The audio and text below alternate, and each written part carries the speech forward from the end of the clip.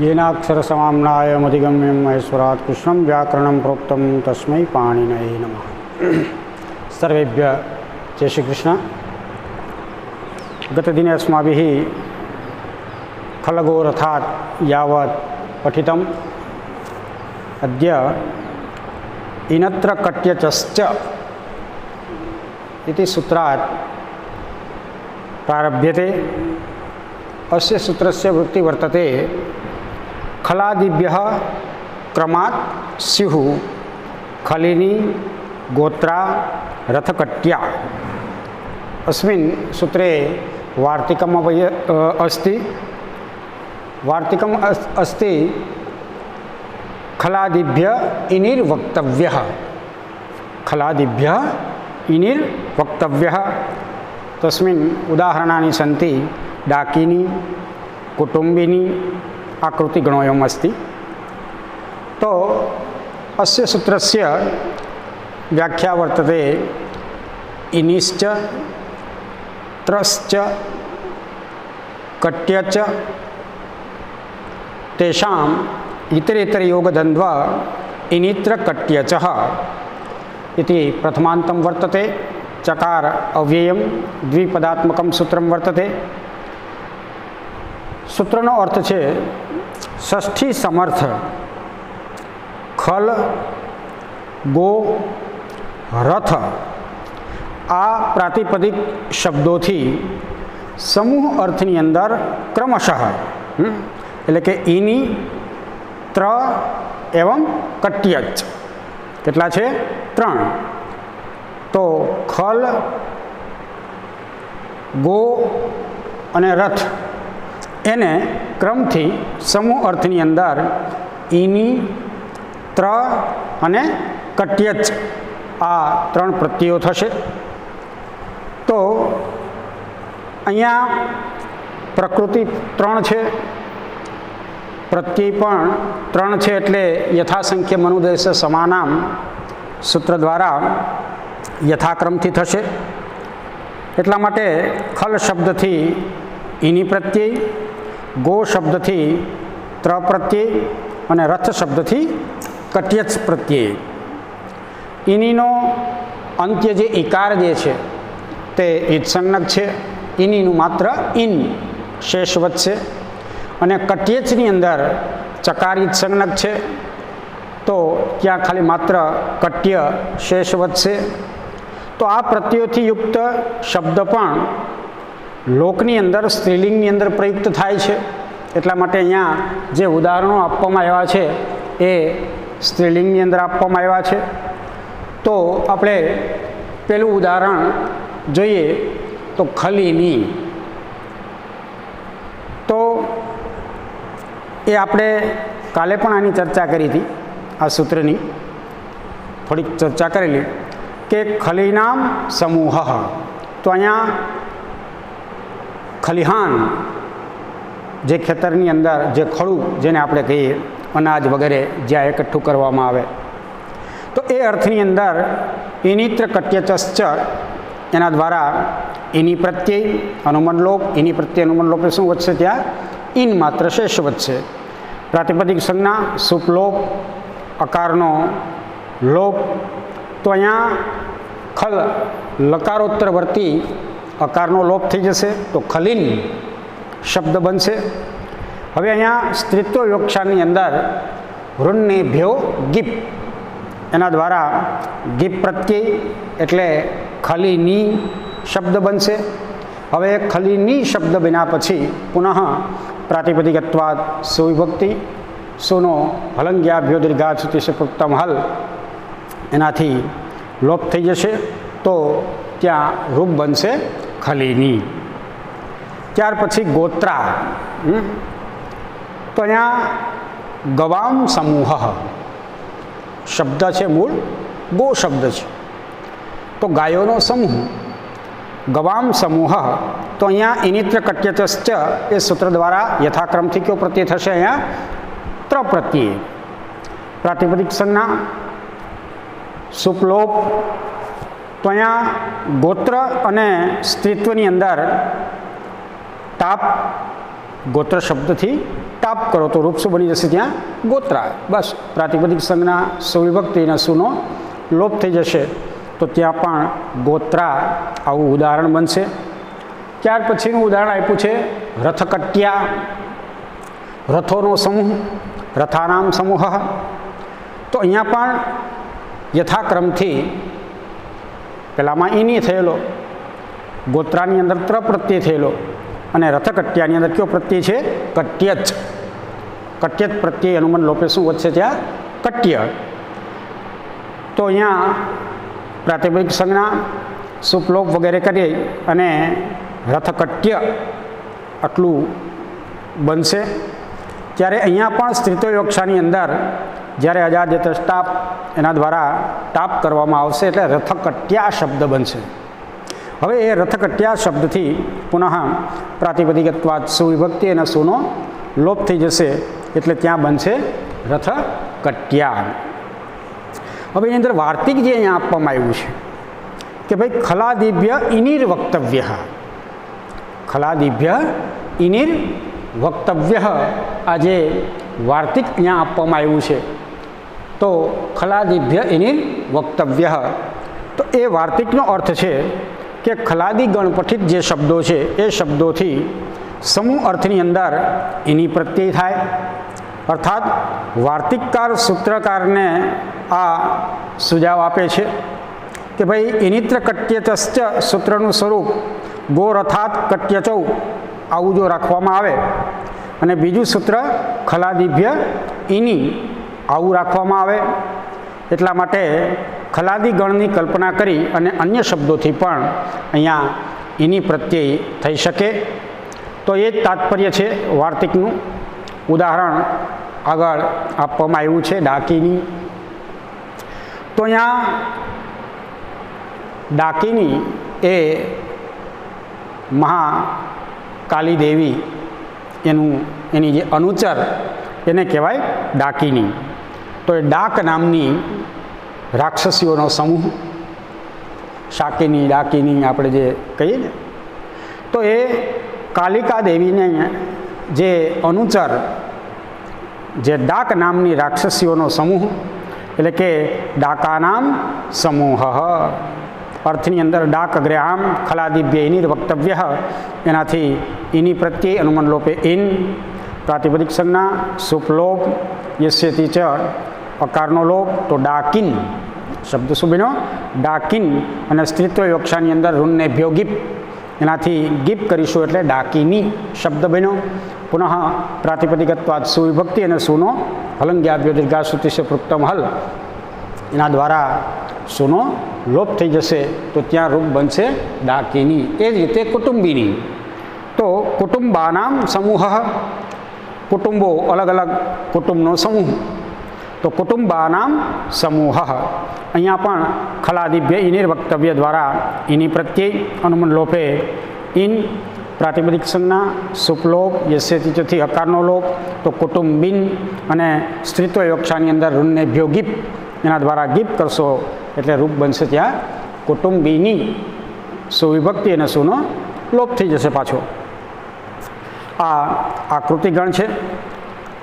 હવે અહીંયા જે તસ્ય સમૂહ જે સૂત્ર આપણે પહેલેથી લેતા આવ્યા છીએ અનુવૃત્તિ એની, તો અહીંયા તસ્ય સમૂહનું પ્રકરણ અહીંયા પૂરું થાય છે. એટલે કે રક્તાદ્યર્થ પ્રકરણ તો ચાલુ જ છે પરંતુ તસ્ય સમૂહનો જે અધિકાર એની જે અનુવૃત્તિ જે આવતી હતી એ અહીંયા સમાપ્ત થાય છે. તો આગળ અહીંયા તસ્ય વિષયનું પ્રકરણ પ્રારંભ થઈ રહ્યું છે. તો એ સૂત્રની અંદર તસ્ય સમૂહથી તસ્યની અનુવૃત્તિ ખાલી માત્રા આવશે જેનાથી સમર્થ વિભક્તિ ષષ્ઠી જ રહેશે. અને પ્રાગ દિવ્યતીયની અંદર આ કેટલામો અર્થક્રમ છે? 11મો અર્થક્રમ છે. 10 અર્થો પૂરા થયા, અહીંથી 11મો અર્થ એ ચાલુ થશે જેનું સૂત્ર છે વિષયો દેશે. વિષયો દેશે. અહીંયા સુધી આપણે એની પહેલાં સુધી તસ્ય સમૂહ એમનો સમૂહ એવો અર્થ કરતા હતા. હવે અહીંથી આવશે વિષયો દેશે. આ સૂત્રની વૃત્તિ છે ષષ્ઠ્યંતાદ અણાદય સ્યુઃ અત્યંત પરિશીલિતે અર્થે સ ચેત દેશે. કારણ કે સૂત્રની અંદર જ આપ્યું છે કે વિષયો દેશે. જેમ કે શિબીનામ વિષયો દેશ શૈબ. દેશે કિમ તો કે દેવદત્તસ્ય વિષયો અનુવાક. તો આ સૂત્રનો અર્થ થશે કે ષષ્ઠી સમર્થ પ્રાતિપદિક શબ્દથી અત્યંત પરિશીલિત એટલે કે પ્રસિદ્ધ એવા વિષય અર્થની અંદર યથાવિહિત જે અણ વગેરે જે પ્રત્યયો થતા હશે એ પ્રત્યય થશે, પરંતુ એનાથી દેશ અર્થ જ્યારે નીકળતો હોય ત્યારે એ જરૂરી છે. તો સૂત્રની અંદર જે વિષય શબ્દ જે છે તો અહીંયા અત્યંત પ્રસિદ્ધ રૂપ અર્થ લેવામાં આવ્યો છે. અર્થાત એ શબ્દની પ્રસિદ્ધિ નિશ્ચિત રૂપની અંદર દેશ પાછી હોવી જોઈએ. તો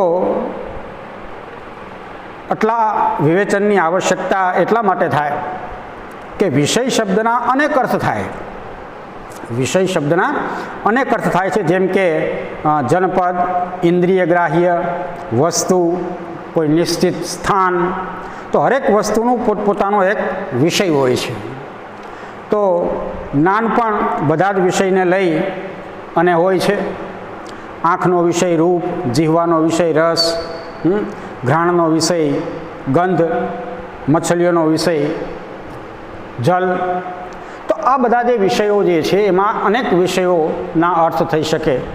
એટલા માટે વિષય શબ્દથી દેશાભિધાન પ્રસિદ્ધિની અંદર એવો અર્થ જ અહીંયા લેવામાં આવશે. બીજા કોઈ અન્ય અર્થ આ સૂત્ર દ્વારા લેવામાં આવશે નહીં. એટલા માટે મૂળકારે અહીંયા આપ્યું છે કે અત્યંત પરિશીલિતે અર્થે સચેત દેશ, તે પાછો દેશ હોવો જોઈએ. જેમ કે ઉદાહરણ અહીંયા આપવામાં આવ્યું છે શૈબ. તો અહીંયા અર્થ થશે કે શિબીનામ વિષયો દેશ. એવી રીતે વિગ્રહ કરીશું. શિબીનામ વિષયો દેશ શૈવ. એટલે કે શિબી એટલે કે ઉશીનર દેશ, જે પ્રાચીન દેશ. તો ઉશીનર દેશના રાજા શિબીઓનો દેશ.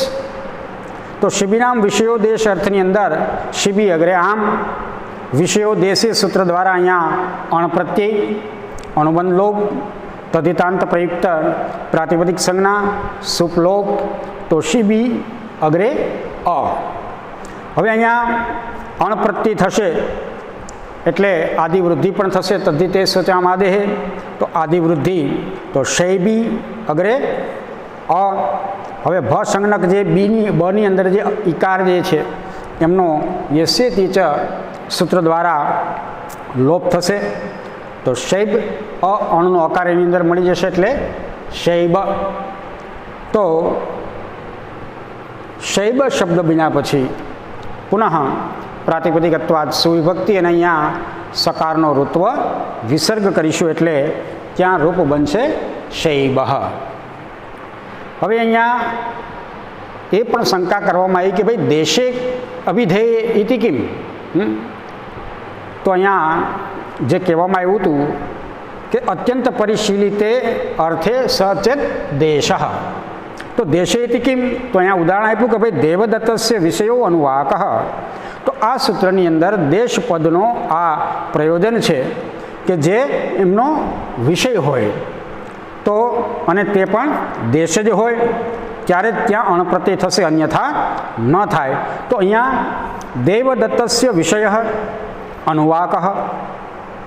તો આ પ્રયોગની અંદર દેશ નથી, અનુવાક. અનુવાક એટલે વેદનો, અધ્યાયનો આંતરભેદ એવો અર્થ છે.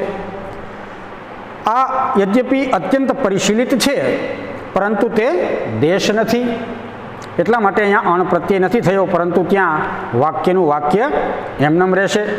તો એટલા માટે સૂત્રની અંદર વિષય શબ્દનો નિવેશ હોવાને કારણે દેવદત્તસ્ય કદાચિત ગંતવ્યો માર્ગ, દેવદત્તસ્ય કદાચિત ગંતવ્યો માર્ગ, એની અંદર માર્ગ શબ્દનો દેશવાચી હોવા છતાં પણ દેવદત્તથી અણપ્રત્યય નથી થયો, કારણ કે તે એમની અંદર માર્ગની અંદર ક્યારેક ક્યારેક જાય છે, એટલા માટે માર્ગ દેવદત્તનો અત્યંત પરિશીલિત નથી. કદાચિત એવો શબ્દ ત્યાં આપ્યો છે. ત્યાર પછી અગ્રિમ સૂત્ર રાજન્યાદિભ્યો વુઈ, જેમનું ઉદાહરણ છે રાજન્યક. તો રાજન્ય આદિર યેષામ તે રાજન્યાદય તેભ્ય રાજન્યાદિભ્ય ઇતિ પંચમ્યંતમ વર્તતે. વુઈ પ્રથમાંતમ દ્વિપદાત્મકમ સૂત્રમ વર્તતે. અત્ર સૂત્રનો અર્થ છે ષષ્ઠી સમર્થ રાજન્ય આદિ ગણ પઠિત જે શબ્દો જે છે, તો એવા પ્રાતિપદિક શબ્દોથી અત્યંત પરિશીલિત એટલે કે પ્રસિદ્ધ વિષય અર્થની અંદર ભૂમિ પ્રત્યય થશે, અને એ પણ અર્થ તો ખરો જ પાછો, અને તે અર્થ દેશનો હોય તો જ. તો અહીંયા અણ પ્રત્યય જે થતો હતો વિષયો દેશે, એનું આ અપવાદક સૂત્ર છે, એટલે કે એનો બાદ થઈ જશે, અને આ સૂત્ર દ્વારા ભૂમિ પ્રત્યય થશે. તો રાજન્યક રાજન્યાનામ વિષયો દેશ, રાજન્યાનામ વિષયો દેશ એટલે કે રાજકુમારોનો પ્રસિદ્ધ દેશ. તો અહીંયા રાજન્ય શબ્દ છે, તો અહીંયા રાજન્યાદિભ્યો ભૂઈ, એનાથી ભૂઈ પ્રત્યય અનુબંધ લોપ, ભૂઈનું શું રહેશે ત્યાં ભૂ ખાલી, અને તમને ખ્યાલ છે કે યુ અને હુ, તો ત્યાં સૂત્ર છે યુવોર નાકો, એના દ્વારા ભૂના સ્થાનની અંદર અક આદેશ થઈ જશે. તો રાજન્ય અગ્રે અક તદિતાંત પ્રયુક્ત પ્રાતિપદિક સંજ્ઞા સુપલોપ, તો રાજન્ય અગ્રે અક પર્જન્યબલ લક્ષણ વૃત્તિ ન્યાય દ્વારા આદિવૃદ્ધિ તો જોકે છે જ એની અંદર, છતાં પણ આદિવૃદ્ધિ અને ભ સંજ્ઞક અકારનો યસ્યેતિ ચ એ સૂત્ર દ્વારા લોપ થશે. તો અકનો અકાર એની અંદર મળી જશે, એટલે રાજન્યક આવો શબ્દ બનશે. અને પુનઃ પ્રાતિપદિકત્વાદ સુવિભક્તિ સુસ્થાને ઋત્વ વિસર્ગે રાજન્યક એ ઉદાહરણ બનશે. રાજન્યાદિગણની અંદર ઘણા બધા શબ્દો આવે છે, જેમની અંદર આમૃત છે, બાભ્રવ્ય છે, શાલંકાયન છે, દૈવયાતવ છે, રાજાયન, તેલુ, આત્મકામેય, અંબરીશપુત્ર, વસાતી, બૈલ્વવન, શૈલુષ, ઉદુંબર, તીવ્ર, બૈલ્વલ, અર્જુનાયન, સંપ્રિય, દાક્ષી, ઉર્ણનાભ, આ બધા શબ્દો રાજન્યાદિની અંદર આવે છે. રાજન્યાદિ આકૃતિ ગણ.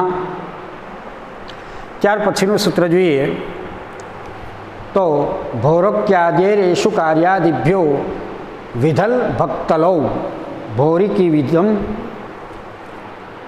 ભૌલિકી વિધમ ઐશુકારી ભક્તમ. તો અહીંયા ભૌરક્યાદેષુ કાર્યાદિભ્યો વિધલ ભક્તલૌ ભૌરિકીણામ વિષયો દેશો ભૌરિકી વિધમ ભૌલિકી વિધમ યેશુકારી ભક્તમ અને સારસાયન ભક્તમ. તો ભૌરિકી આદિર યેષામ તે ભૌરિક્યાદય બહુરી સમાસ વર્તતે. યેશુકારી આદિ યેષામ તે યેશુકાર્યાદય, અહીંયા પણ બહુરી સમાસ છે, એટલે કે ભૌરિક્યાદયશ્ચ અને ઐશુકાર્યાદયશ્ચ તેષામ ઇતર ઇતર યોગદંદ્વૌ ઇતિ ભૌરિક્યાદ્યૈશુકાર્યાદયસ્તેભ્ય. અને વિધલ ચ ભક્તલ ચ ઇતિ વિધલ ભક્તલૌ. તો અહીંયા સૂત્રનો અર્થ થશે ષષ્ઠી સમર્થ ભૌરિક્યાદિ ગણ, અને એ ગણપઠિત શબ્દોથી વિધલ પ્રત્યય અને ઐશુકારી આદિ ગણપઠિત જે શબ્દો જે છે એના દ્વારા ભક્તલ પ્રત્યય થશે, પરંતુ વિષયો દેશે એ અર્થની અંદર. તો અહીંયા ગણ પણ બે છે, અને પ્રત્યય પણ બે છે, એક વિધલ અને ભક્તલ. ગણ છે ભૌરિક્યાદિ અને ઐશુકાર્યાદિ. તો યથાસંખ્ય મનુદેશ સમાનામ એના દ્વારા ભૌરિક્યાદિથી વિધલ પ્રત્યય અને ઐશુકાર્યાદિથી ભક્તલ પ્રત્યય થશે. તો અહીંયા ભૌરિકીણામ વિષયો દેશો ભૌરિકી વિધમ, જે પેલું ઉદાહરણ આપવામાં આવ્યું છે, ભૌરિકી વિધમ. ભૌરિકી લોકોનો પ્રસિદ્ધ દેશ, એટલે કે ભૌરિકાણામ વિષયો દેશ. અર્થની અંદર મૂળ શબ્દ છે ભૌરિકી, કી રસ્વ. એનાથી આ સૂત્ર દ્વારા ભૌરિક્યાદેશુ કાર્યાદિભ્યો વિધલ ભક્તલૌ, એના દ્વારા અહીંયા વિધલ પ્રત્યયની અંદર લકાર ઇત્સંજ્ઞક છે, એનો લોપ થશે, માત્ર વિધ વધશે. તો ભૌરિકી અગ્રે વિધ, પ્રાતિપદિક સંજ્ઞા સુપલોપ, ભૌરિકી વિધ. આદિ વૃદ્ધિનો અહીંયા કોઈ વિષય છે નહીં, કારણ કે અહીંયા ઈત ણીત અથવા તો કિત પ્રત્યય નથી. ઈકાર લોપનો પણ કોઈ વિષય નથી, કારણ કે આગળ વિધલનો વિધ શબ્દ, વિધ પ્રત્યય શેષ વધે છે. તો શબ્દ બની ગયો અહીંયા ભૌરિકી વિધ. બસ અહીંયા ખાલી પુનઃ પ્રાતિપદિક સંજ્ઞા, સુવિભક્તિ, સુના સ્થાનમાં અમાદેશ અને પૂર્વરૂપ, તો ત્યાં બનશે ભૌરિકી વિધમ. એ જ રીતે ભૌલિકી વિધમ, ભૌલિકી લોકોનો પ્રસિદ્ધ દેશ, અહીંયા પણ વિધલ પ્રત્યય કરવામાં આવ્યો છે. વિધલનું શું રહેશે? નમન લોપે વિધ. તો અહીંયા પણ ભૌલિકી વિધ શબ્દ બનશે. પુનઃ પ્રાતિપદિક સંજ્ઞા, સુવિભક્તિ, સુના સ્થાનમાં અમાદેશ અને પૂર્વરૂપ, એટલે ભૌલિકી વિધમ અવરૂપ બનશે. હવે ઐશુકાર્યાદિ જે ગણપતિત શબ્દો છે એનાથી કયો પ્રત્યય થશે? યથાક્રમથી ભક્તલ. તો ભક્તલની અંદર માત્ર અનુમન લોપે શું શેષ વધશે? ભક્ત. તો અહીંયા પણ ભૌરિક્યાદેશુ કાર્યાદિભ્યો વિધલ ભક્તલો સૂત્ર દ્વારા ભક્તલ પ્રત્યય, અનુમન લોપ, તદિતાંત પ્રયુક્ત પ્રાતિપદિક સંજ્ઞા, સુપલોપ, તો ઐશુકારી શબ્દ છે. તો અહીંયા ઐશુકારી શબ્દથી ભક્તલ પ્રત્યે અનુમન લોપે ભક્ત, તો ઐશુકારી ભક્ત આવો શબ્દ બની જશે. અહીંયા પણ બીજું કશું જ કરવાનું નથી. પુનઃ પ્રાતિપદિકત્વાદ સુવિભક્તિ, સુના સ્થાનમાં અમાદેશ અને પૂર્વરૂપ, તો ત્યાં રૂપ બનશે ઐશુકારી ભક્તમ વગેરે. એ જ રીતે રસાયન ભક્તમ, રસાયન શબ્દ જે છે એ પણ ઐશુકાર્યાદિ ગણપઠિત શબ્દની અંદર આવે છે. તો ત્યાં રૂપ બનશે રસાયન ભક્તમ. રસાયન શબ્દ છે, એનાથી ભક્તલ પ્રત્યેનો ખાલી ભક્ત મેળવી દેવાનું છે, અને સુપ્રત્યે સુના સ્થાનમાં અમાદેશ. તો ત્યાર પછી આગળનું સૂત્ર આવે છે સોસ્યાદિ રીતિ છંદસ પ્રગાથેશુ પાંક પ્રગાથ.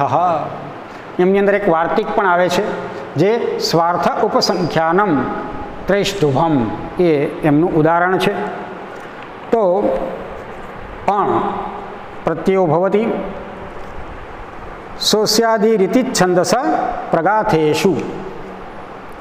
તો અહીંયા પ્રથમા સમર્થ સહ આપ્યું ને, અહીંયા સહ અસ્યાદિ રીતિ છંદસ પ્રગાથેશુ.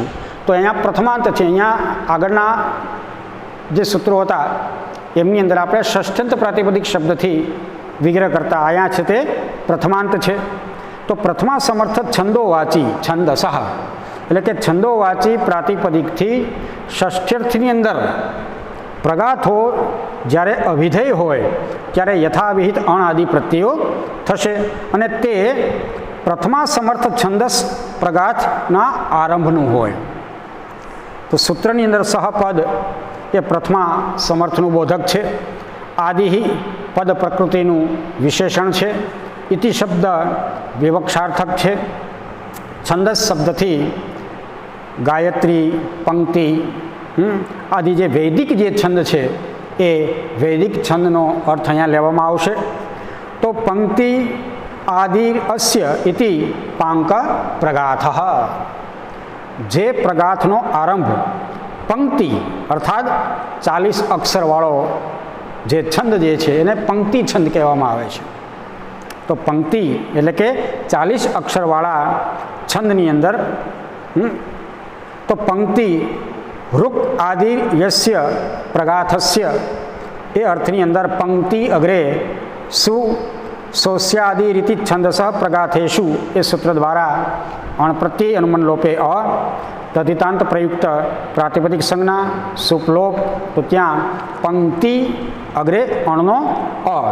હવે અહીંયા અણ પ્રત્યય કર્યો છે એટલે તદિતે સ્વચામાદે સૂત્ર દ્વારા આદિવૃદ્ધિ, તો પાંકી અગ્રે અ, ભ સંજ્ઞક ઇકારનો યસ્યતિ ચ એનાથી લોપ, તો પાંક અગ્રે અ, અણનો અકાર કની અંદર મળી જશે, તો પાંક સ્વાધિકારીએ સુવિભક્તિ સુના સ્થાનમાં રૂત્વ વિસર્ગ, તો ત્યાં રૂપ બનશે પાંક. પાંક કિમ, તો કે પ્રગાથ. હવે એની અંદર એક વાર્તિક પણ આપવામાં આવ્યું છે. સ્વાર્થ ઉપસંખ્યાનમ ત્રૈષ્ટુભમ. તો આ વાર્તિકનો અર્થ થશે કે પ્રથમા સમર્થ છંદોવાચી પ્રાતિપદિક જે શબ્દ છે એનાથી સ્વાર્થની અંદર પણ અહીંયા અણ પ્રત્યય થાય. સ્વાર્થનું તાત્પર્ય છે અર્થ વિશેષ વિવક્ષિત ન હોય ત્યારે. તો ત્રિષ્ટુભેવ ત્રૈષ્ટુભમ, ત્રિષ્ટુભ છંદ જ. તો અહીંયા અર્થ વિશેષની કલ્પના ન કરી અને ત્રિષ્ટુભ ને ત્રૈષ્ટુભમ આવું કહેવામાં આવ્યું છે. એટલા માટે ત્રિષ્ટુભ એવ અર્થની અંદર તો અહીંયા ત્રિષ્ટુભ શબ્દ છે. શબ્દ કયો છે? ત્રિષ્ટુભ. તો એનાથી સ્વાર્થ ઉપસંખ્યાનમ વાર્તિક દ્વારા અણ પ્રત્યય અનુમનલોપ પ્રાતિપદિક સંજ્ઞા સુપલોપ આદિવૃદ્ધિ, તો ત્રિષ્ટુભનું શું થઈ જશે? ત્યાં ઈકારની વૃદ્ધિ ઐકાર, તો ત્રૈષ્ટુભ અગ્રે અ, ભકાર તો હલ છે જ પહેલેથી, તો ત્યાં અણનો અકાર મળી જશે, તો શબ્દ બનશે ત્યાં ત્રૈષ્ટુભ. હવે એનાથી પુનઃ પ્રાતિપદિકત્વાદ સુવિભક્તિ સુના સ્થાનમાં અમાદેશ પૂર્વરૂપ, તો ત્યાં રૂપ બનશે ત્રૈષ્ટુભમ. તો આજે અહીંયા સુધી આપણે પાઠને લીધો અને અહીંયા આપણે વિરામ આપીએ. આવતા સત્રની અંદર સંગ્રામે પ્રયોજનયો દ્રવ્ય ત્યાંથી આપણે આગળ ચલાવીશું. જય શ્રી કૃષ્ણ.